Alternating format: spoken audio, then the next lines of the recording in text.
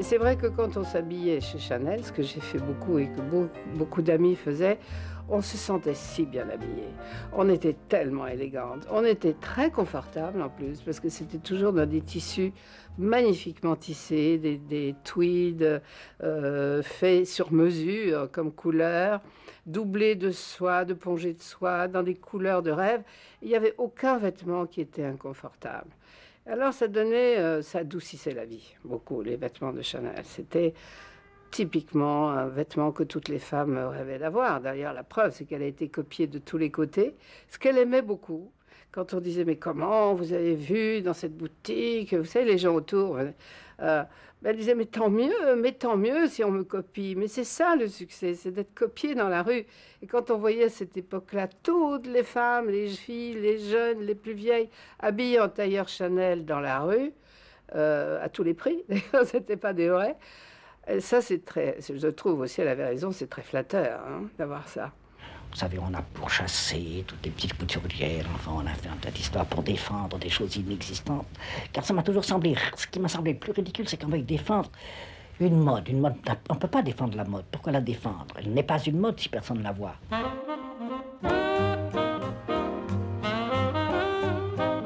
En 1954, l'année du retour de Chanel, un jeune dessinateur de 18 ans gagnait un concours de dessin de mode. Yves Saint Laurent, 15 ans plus tard, s'est imposé en tenant compte des acquis de Chanel.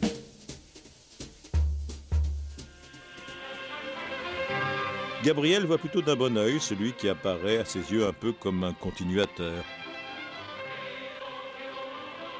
En revanche, le look courage qui reflète la libération des mœurs des années 60, perçu comme un anti-Chanel, exaspère la reine du classicisme. Elle a détesté l'époque Courrèges. Ce qu'elle pouvait dire sur Courrèges, c'était quelque chose de... Ça la révulsait, parce que d'abord que les femmes montrent leurs genoux. Alors, mais elle avait une façon très méchante de le dire et très agressive.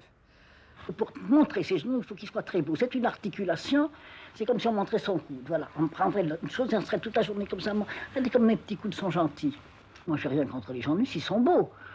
Mais quand ils ne sont pas beaux, eh bien dans la rue Cambon, si vous vous installez là un instant, vous me direz combien de personnes vous avez vu dans la journée qui avaient de bonnes jambes.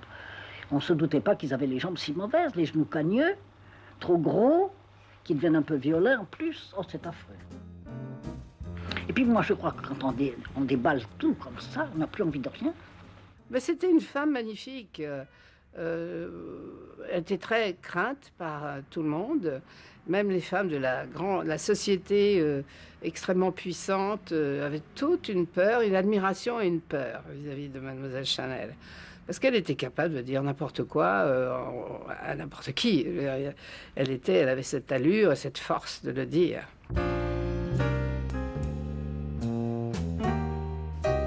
Bettina, mannequin vedette de l'après-guerre, avait abandonné son métier au moment du retour de Chanel. Des relations communes ont rapproché les deux femmes. Le mannequin devenu cliente et la couturière. J'avais pas travaillé depuis très très longtemps, depuis assez longtemps même comme mannequin. J'avais pas eu de poser ni de photos ni de collection. Et elle m'a fait une très très belle collection. Le premier jour de la collection, ça a été un grand succès. Et en même temps, ça a été un drame parce que toutes les journalistes qui étaient dans les salons de Chanel, qui me connaissaient depuis des années, qui me revoyaient là en train de passer les robes de Chanel, et l'association de Chanel et de moi faisait plaisir aux gens. Et toutes les rédactrices de mode m'ont applaudi. Mais elles m'ont applaudi, moi, en tant que moi.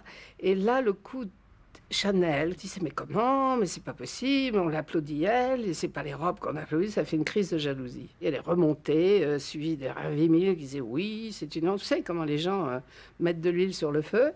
Et voilà, mon travail pour Chanel.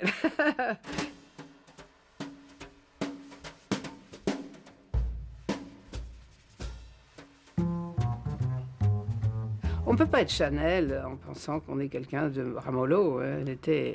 Elle savait ce qu'elle voulait, Dieu merci, parce qu'elle l'a imposé et dans ses essayages, elle ne se faisait pas faire ce qu'elle ne voulait pas faire.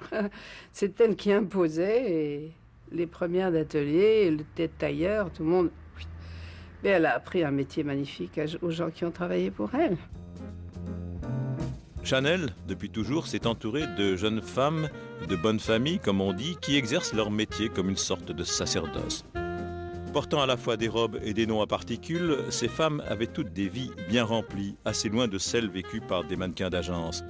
Du haut de son escalier, Coco veillait d'un œil attentif sur le balai incessant de ses modèles.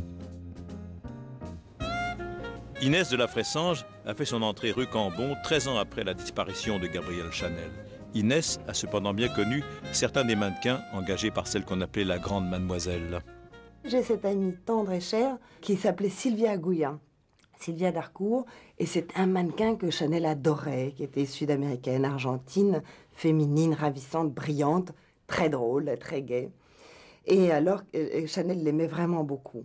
Et un jour, pour des essayages, elle est arrivée et les vêtements étaient un tout petit peu trop serrés. Et du coup, elle a fait une réflexion au premier atelier en disant « Mais vous avez fait cette jupe beaucoup trop serrée, ça ne va pas du tout. » Et Sylvia, gentiment, qui était le mannequin qui essayait le vêtement, a dit « Écoutez, mademoiselle, c'est moi qui ai pris du poids, c'est pour ça que c'est un peu serré, voulant défendre le premier d'atelier. » « Mais non, c'est cet imbécile qui fait n'importe quoi et tout. » Et elle a commencé vraiment à s'énerver contre le premier d'atelier. Sylvia, formidable et héroïque, lui dit « Puisque c'est comme ça, merde !» Et elle est partie. Et alors, la réaction de mademoiselle a été très bien. Elle l'a adorée encore plus. Hein. Elle lui a fait des cadeaux, elle l'a invitée à déjeuner dans son appartement privé. Et en fait, elle avait trouvé très très bien ce geste de vouloir protéger le premier d'atelier. Consciente de la place qu'elle occupe depuis les années 30, Coco Chanel a dû batailler ferme dans tous les domaines pour maintenir sa réputation professionnelle. Intransigeante sur la qualité et les finitions, elle est également célèbre dans le milieu de la mode pour un caractère autoritaire et ses exigences sans limite dans le travail. Elle en était à un rapport avec le monde ouvrier qui était celui des grands chefs d'industrie d'avant la guerre de 14. C'est-à-dire le patron ayant tous les droits, les travailleurs aucun. Cela dit, ça ne l'empêchait pas de les aimer. Elle a même créé, elle a été une des premières, avec l'aide de Westminster, à ouvrir une maison de vacances pour ses ouvrières à Mimizan, c'est-à-dire à admettre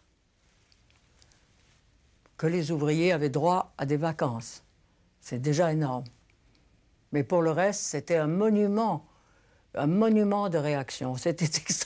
C'en était extravagant.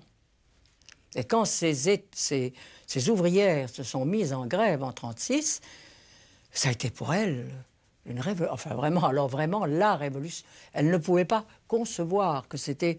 Elle en parlait encore. Des années après, moi je l'ai connue bien après. Je l'ai connue après la fin de la guerre de 40. Et elle vous disait des choses effrayantes. La grève sur le tas. Est-ce que ça n'est pas déjà dégoûtant? Rien que d'en parler, on lui dit, enfin oui, pas très élégant, mais enfin bon. Et faire la grève sur le tas, ça ne vous dérange pas. Alors elle vous cherchait, espérant que vous alliez lui dire, non, ça ne me dérange pas. À ce moment-là, elle éclatait. Une femme d'une violence dans ce domaine incroyable. Incroyable. Il faut l'avoir vue pour le croire.